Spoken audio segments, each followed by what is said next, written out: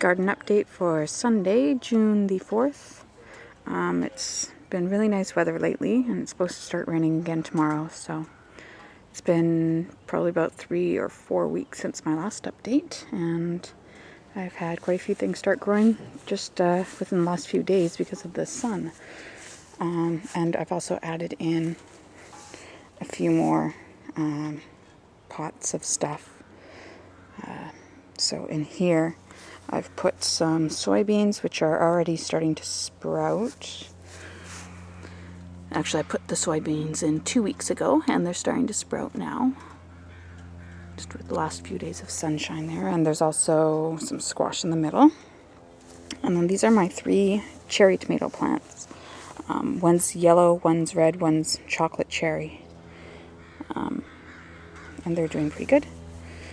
Surprisingly well, considering that I'm the tomato killer. But I figured, since I killed so many tomatoes last year, I'd only do... Well, I said I wasn't going to do any tomatoes, but I figured I would do cherry tomatoes because they mature a lot quicker.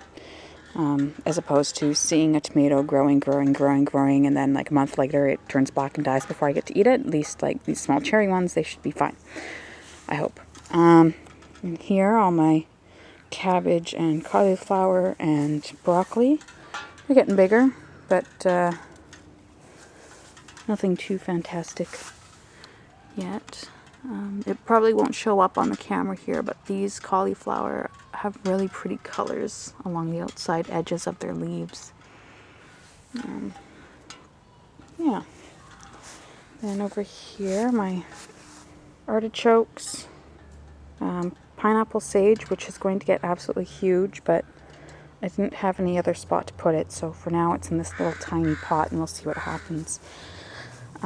My spinach, we've been eating lots of this. It's really yummy. I'm just going to grab a leaf because I want to compare this one to another variety that I've been growing. This is skookum spinach. I got it from West Coast Seeds. Apparently they don't have this one anymore. They brought in another variety that's supposed to be a little bit better than this or whatnot, but I like it, and I'll show you why in just a second when we get to my other spinach plants. My arugula started bolting already, which is really strange because it really didn't have very much of a harvest time before it bolted. It's probably due to the crappy weather we've been having, but whatever. Carrots are growing.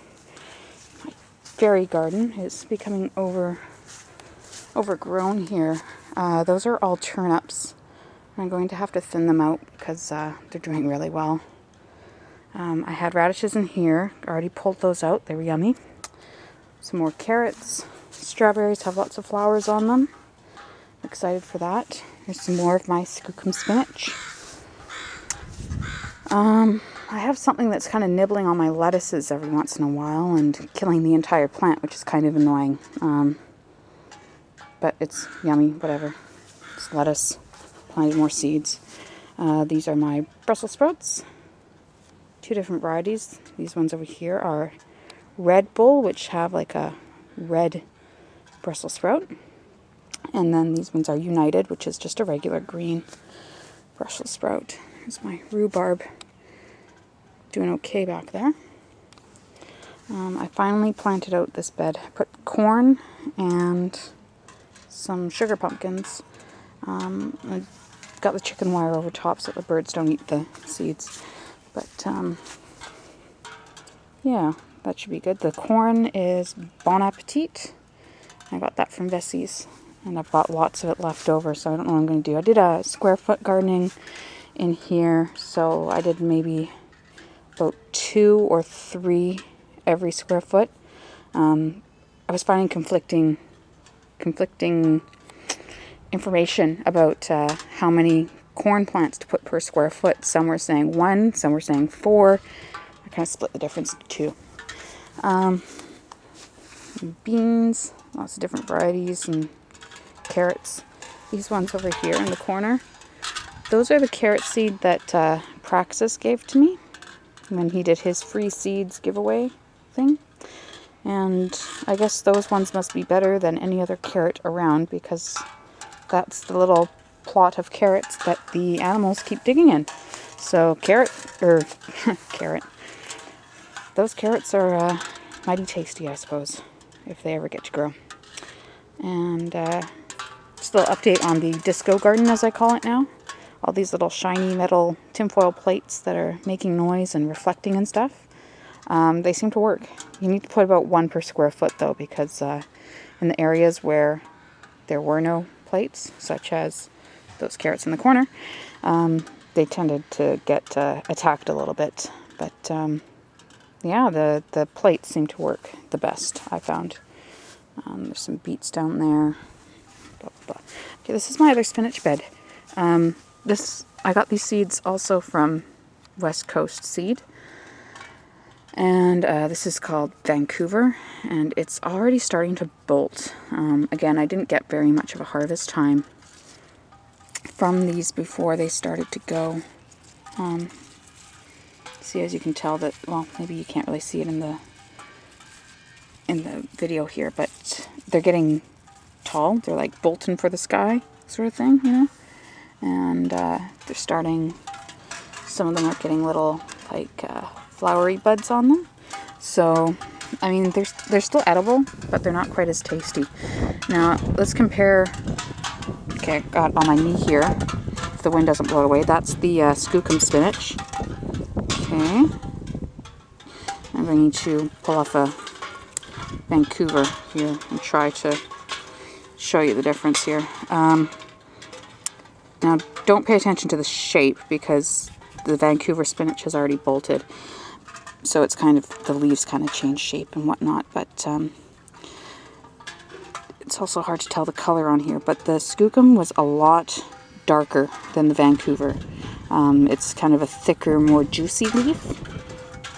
Whereas the Vancouver was very nice, light, kind of almost like butter lettuce. Very light color green. Has a milder flavor to it for sure.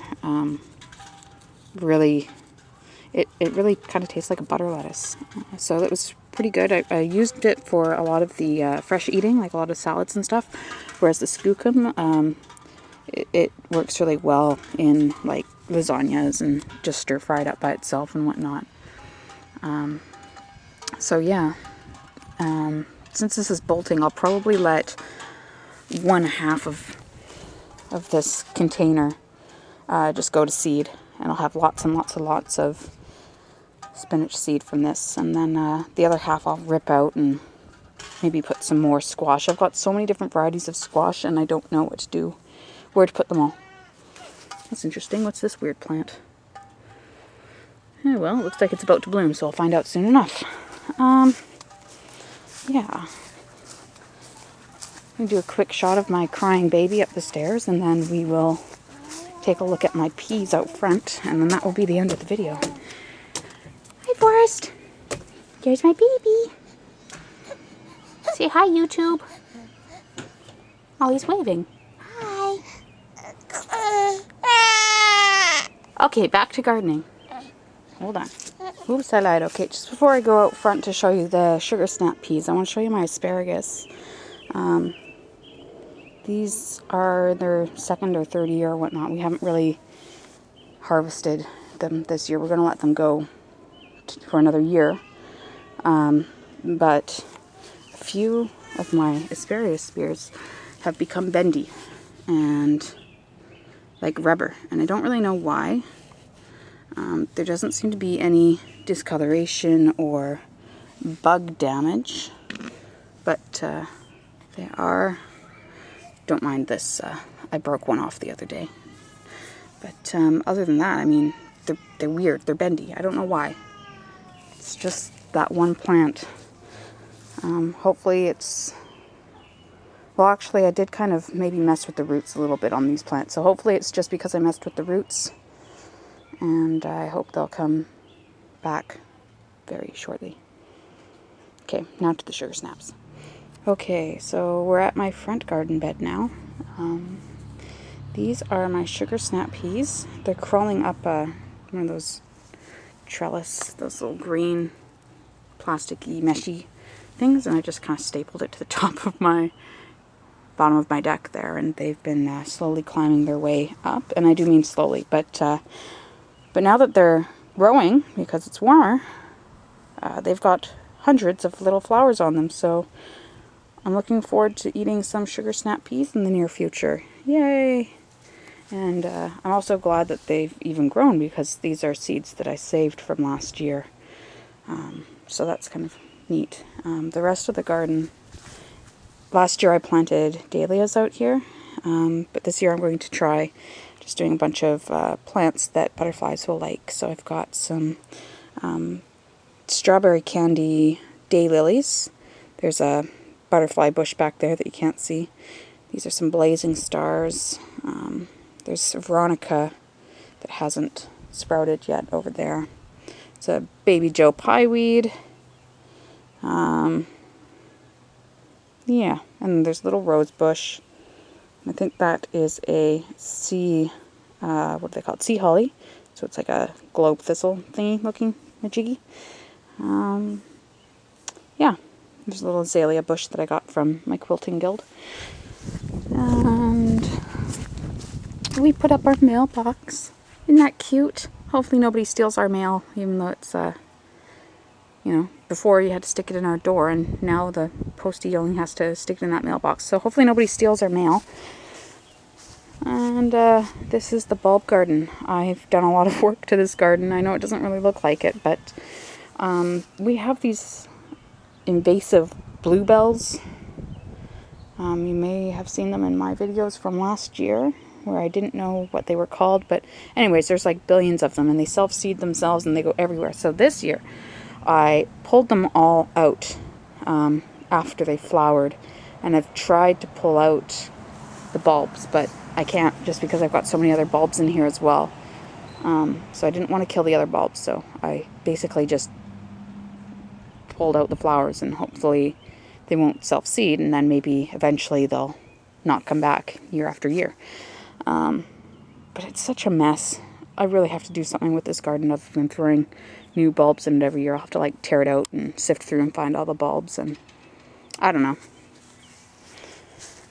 I have a grapevine over here that's doing very well as well. It's Concord grape, and it looks very happy crawling up the thing. There, my little ducks. Aww. Okay, I was supposed to make a short video, and this has turned out way longer than I thought it would. So, yes, that's the end of my video. Have a good one. Thanks for watching. Bye.